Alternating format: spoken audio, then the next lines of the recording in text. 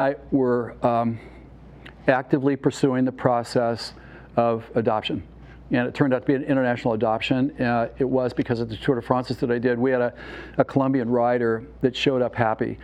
And the Tour de France is not a happy place. You know, you're there for a month, and you're going to suffer like you've never suffered before, mentally and physically, because it's the ultimate life clinic that puts your mind and body at the most extremes that it can endure. And it's not like a bad date. Oh yeah, 20 minutes left, I'll be home in my own bed. No, you're there for a month. And you are chosen to show up and get the job done. Nobody cares if you're sick. Nobody cares if you're injured. Nobody cares about anything. You know, your job is to show up and freaking get the job done. That's what the tour is. You know, it's most incredible human laboratory for what's possible in this dimension. This guy showed up happy. He had this beautiful kind of cocoa skin, and he was happy. And he showed up, and he knew that he was going to suffer for 6 hours, you know, and then there's all the stuff that goes along with that. And so we ended up pursuing an international adoption because it became a little bit too difficult here in America to do it because of my age. 58, I'm considered kind of an artifact put out to the pasture. I may not have the competency to be a dad. I mean, seriously, that's kind of the way they look at it. And you got to have all these appointments with psychologists that are telling you what you should be and who you are and all this sort of stuff. So we pursued an international adoption. And so the way that it went down, and here's a really important point of this, is that in this process, we were continuously asking ourselves, why are we doing this? That's a really important thing. Are we doing this to try to put something into our life that isn't there? You know, it's kind of like, hey, we're not having a good marriage. Maybe we should have a kid that'll bring us closer together. Well, how's that work out? You know, usually it creates another level of complexity, you know? And so that was a really important question that we asked ourselves, why are we doing this? And so as we were answering that and discussing that, the other side of this is that it was gaining momentum. So all the legal language was created between the countries, because it has to be in formal Spanish and English, so that both of those documents that certify us as being who we are can be deemed credible. And then what you do, you go to Colombia and you take legal possession of the child for 6 weeks. It's like a test run. And at the end of that 6 weeks, you decide, are you going to go home as a family? Everybody votes. Or are you going to go home empty-handed? That's what it comes down to. And so we, plus our daughter-to-be, Ken, K-I-N, all voted to become a family and can join and move forward.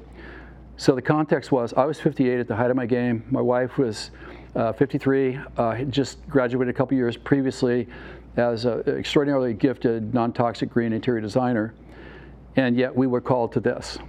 People thought I was freaking crazy. Are you crazy? Do you know how freaking risky it is that you're going to Colombia to adopt a kid that comes from a lifetime of trauma, serious trauma? I mean, I'm talking serious trauma. And I mean, that's like the roulette wheel turn of all time. And I said, yeah. Why? Because you answered the call. It wasn't difficult, you know, for us to do that. Well, God, wasn't this a sacrifice? It wasn't a sacrifice at all. You get the calling, you show up. Well, what about your career? Well, what about it? Who cares? I mean, it's like, in a certain sense, you know, the scorecard is not about the career. The scorecard at the end of the day, when you walk off the field for the final time, is about what you do with your time and your talent and the opportunities. And that's where tranquility of being exists. And so when we're talking about things like this, what we're talking about is one central thing. We're talking about being bold. I didn't say reckless. I said we're talking about being bold, to step into something that you know to be true. You can always talk yourself out of it. I get that. But we're talking about something that allows us to step into something and go all in, and whatever the consequences are, that's okay. Because that's not why we're doing it. You know, we're doing it to answer the calling. That's what we're talking about here. And, well, now what's the benefit of that? I can honestly tell you. The benefit of this is that when you are bold with that level of conviction, now notice I didn't say, what am I doing in my own self-interest that makes me feel better? Or how do I appeal to other people? That's why I'm doing this. I'm making a statement. You told me I couldn't do it, so I'm going to show you I can. I'm going to spend my entire life doing this. People do that. I had a person that I was considering coaching with. They wanted to coach him. She sold her cosmetic company for $750 million. And I asked her, well, why is it that you need to build and create this, you want a $1 billion company now off of it? She was living by herself in Hancock Park, a very exclusive area in LA. She lived by herself on 1 acre in a palace. 48, no kids, not married. And she said to me, I have to do this because I want to prove to people that the first sale of the bigger company wasn't a fluke. That's not a reason to take action on something. You don't need to prove yourself to anybody. That's not the scorecard. You know, the scorecard is that did we step into, with conviction, that which we know to be true? What else you got in life? Nothing. I mean, quite honestly. And so this idea of taking action that's bold, again, I didn't say reckless. We're going to step off a plane without a parachute, and the guy with the parachute is going to find his way, fly through the sky and give it to us, and we're going to put it on and open it up, right? We're not talking about that. We're talking about something different. And what comes with that is invincibility. Think about that, invincibility. What does that mean? It means that nothing can hurt you from the outside because you're so connected to self, not in self-motivation, build a monument of yourself in your own mind, but you know that anything from the outside, what people say, economic conditions or whatever, you're never going to get who you are because you know who you really are. And when you have that, you could show up anytime, any place, and if you want to live a life of reality, try telling the truth all the time. You know, that'll change the conversation quite a bit, quite honestly. And so I want to share with you, if I may, the things that I and my wife have learned from the experience of adopting our daughter. Now, in Colombia, she thought that America was around the corner. Some city around the corner, literally. And she thought that the airplane lights at night, she thought those were shooting stars. She had no idea that it was an airplane. She's never been in an airplane. And so the scaling of this, never been in an elevator, never been in a hot tub, no bathroom. So the perspective of this is really unbelievably unique. And when we got back to California, let me show you a picture here actually. Yeah, see. So when we got back, this is our daughter right there. That's Ken right there. Miss Chocolate is what I called her because she has this top on that's all brown and everything. So she's boarding the plane in Cali, Colombia, not Cali, in Cucuta actually, to go to Bogota. It was so dangerous that we could not go to where she was. Otherwise, we get kidnapped and ransomed and murdered if somebody didn't pay the ransom. So we had to meet with her like 100 miles from where she came from. And so when she made it back to the U.S. here, this is a little bit delayed here, so please kind of bear with this. I don't know, maybe it's decided not to work right now. I don't know, this isn't working, Brandon. So, you know, the show must go on here. There we go. So this is our daughter Ken when we got back to the United States, and she has just exited customs, and she's now being introduced to my wife's family there because both of my parents are deceased, and this is where she became an American citizen along with being a Colombian.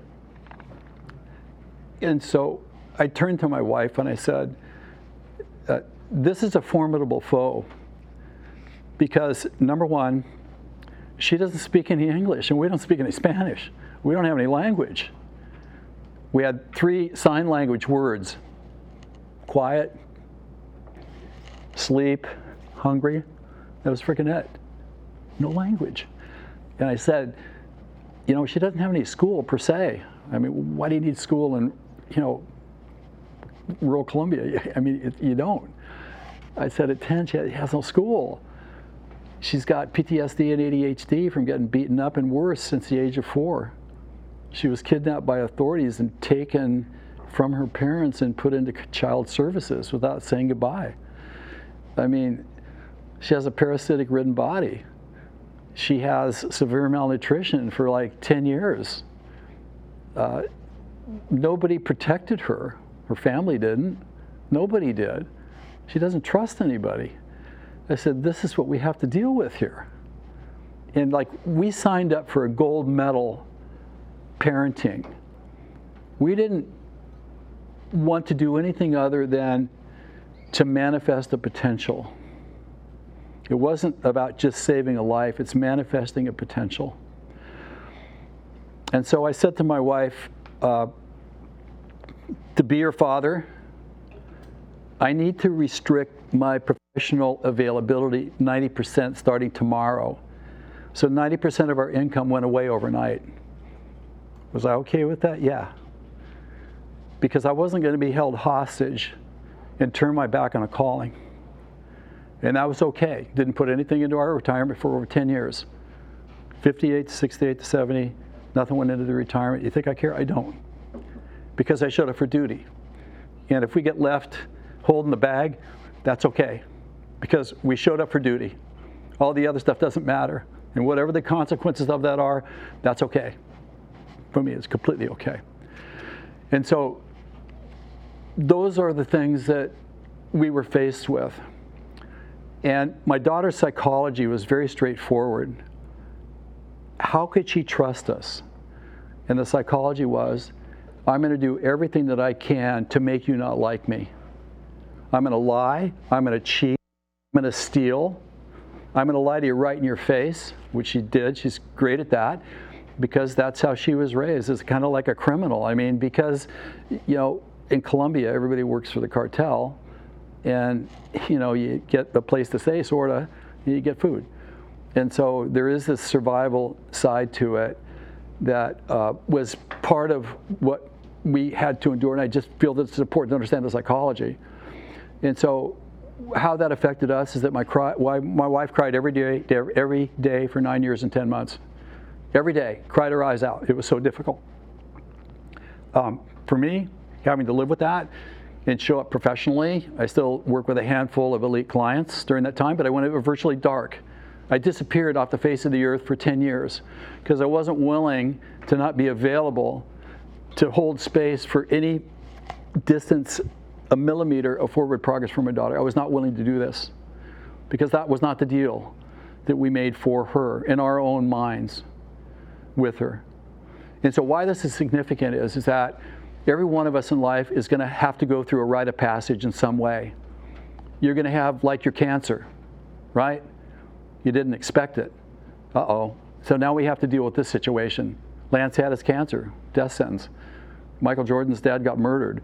I mean, we all have some rite of passage that shows up, and it's probably the most important point in our life, because here's the reality of it, is that if life is too good, there's no reason to change. And some of the people that whine the most are the most affluent, that don't have any purpose in life, you know? And so when you face something so difficult, so deep, so long, that you can't avoid it, then you start asking a deeper series of questions where the conversation that really matters starts to happen. So I just want to be really kind of clear on what that was and what the ground rules were for us. And so obviously we stayed in the game. We did that which we were called to do, which I will explain to you coming up, and you will see the outcome and the consequences of that. So with that, I'd like to share with you right now some of the things that I learned from this experience here that I wouldn't trade for anything because of it.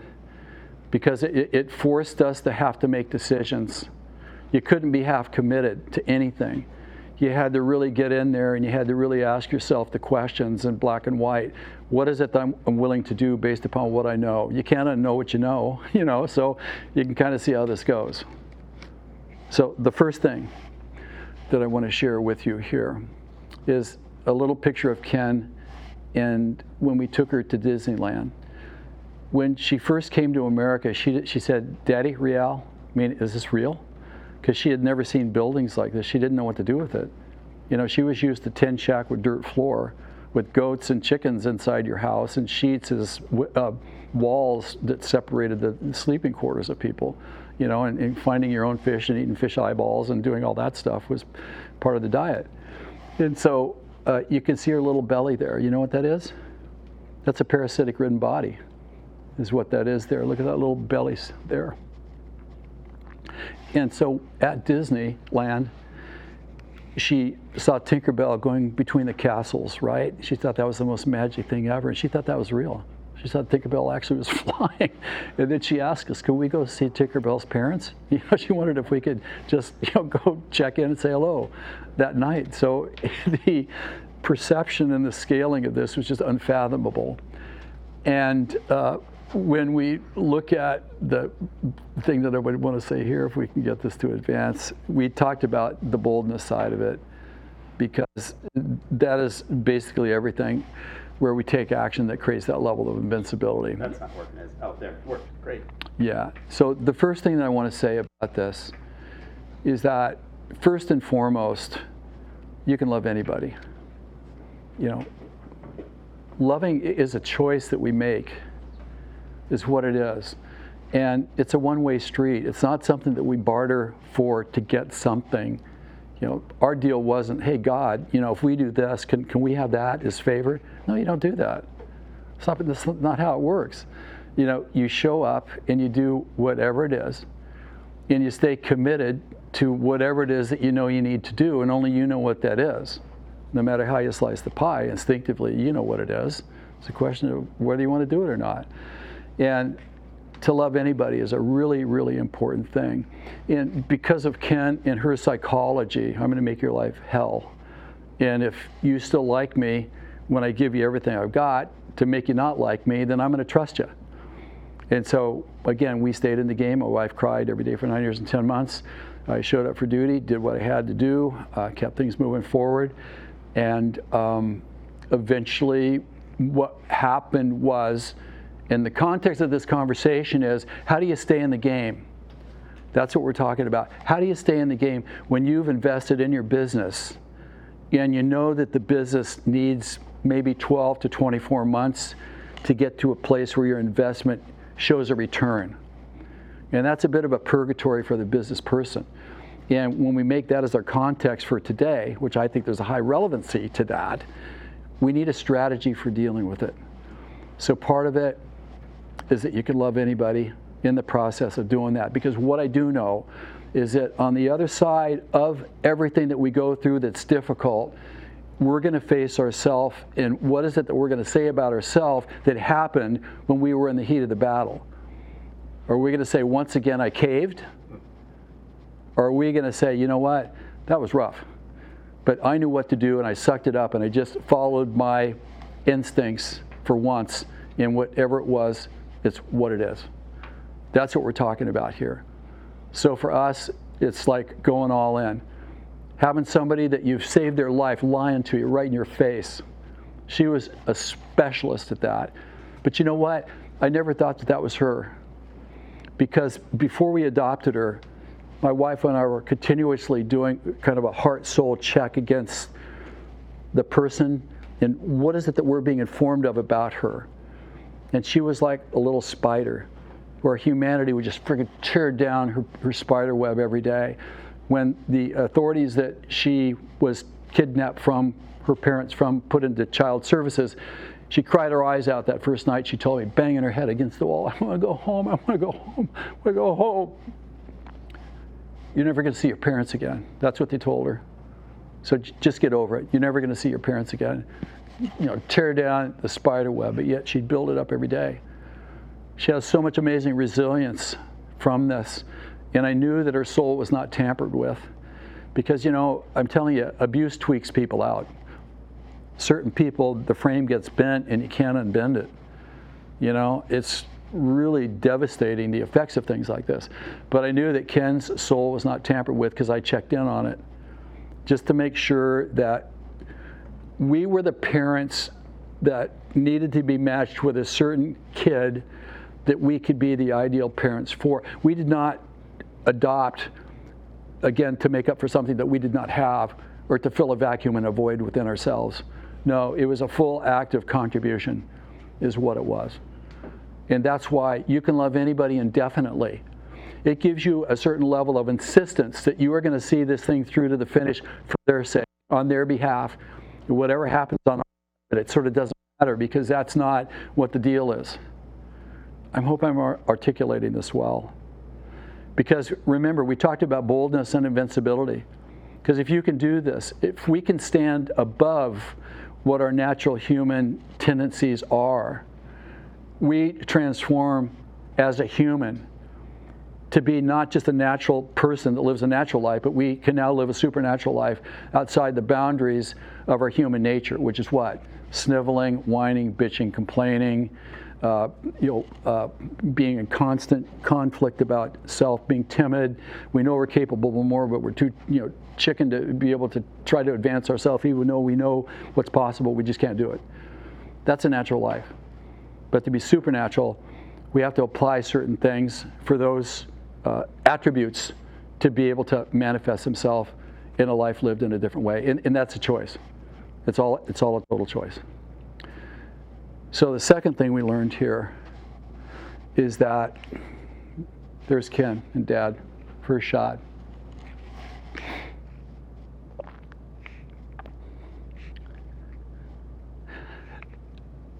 Think about that. That t-shirt, her pants and her shoes, her knapsack, those are her sole possessions. She has nothing beyond that. She showed up. That's our first morning when we met her. Those are her sole possessions. Never hugged, never loved. Because kids in Colombia, they're thrown out on the streets. Parents are designed to give birth. The kids get thrown onto the street to be raised by the street. Yes? How long from the first picture that we saw and you said, hey, what do you see in this picture, to this picture? How far apart were those both? I believe that one was prior to Ken's being taken by authorities. And let me say this too, our daughter was up for adoption for 5 years and not adopted. So what do you think she's thinking? Nobody wants me. I'm not lovable. That's what she's thinking. Do you know what that does to somebody who's got a great spirit? Because when I checked in on her, her spirit wasn't tampered with. But to live with that, that's why Ken's the face of courage. She's giving us a lesson in how you stay in the game when you don't have visibility. And that's what we're talking about. Most everybody in this room is investing in the future. And we're wondering, well, wait a minute, is that really going to happen? What do we do in the meantime while we're waiting for things to manifest, if we're honest about it? And so we have to have these strategies that are doable, but they're not doable from the human nature perspective. They're done from the superhuman person perspective. And so this is an amazing moment for us, her little hands. And you can see she was a 6X. She came up to here when we adopted her because... A little lower? Yeah. Okay. 6X is a 6-year-old. She was 10. She was 10 because of severe malnutrition. Can you see the complete different, like you see hope, love, Yeah. happiness in those eyes, and the smile? It's a completely different person. Yeah, I would say what hope is the right word, because here's the other side of this. The Colombian government said their motto is to be poor is to be happy. That's the Colombian motto. It's like, wait a minute, so you're justifying the way you're living and all the corruption and stuff with this motto? I mean, come on, you guys, let's get real on that. Don't trust white people. That's what our daughter was told. She was also told your parents are going to send you a bicycle and all sorts of stuff, for Christmas. They didn't tell us that, and so she didn't get a bicycle. What's she thinking about us? We're not there yet, So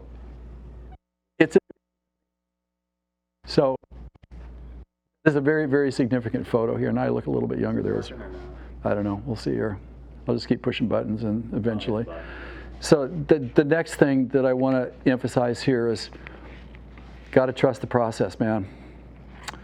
You got to trust it, because there are times in life, almost like constantly, where we don't have a visibility or an insurance policy against future.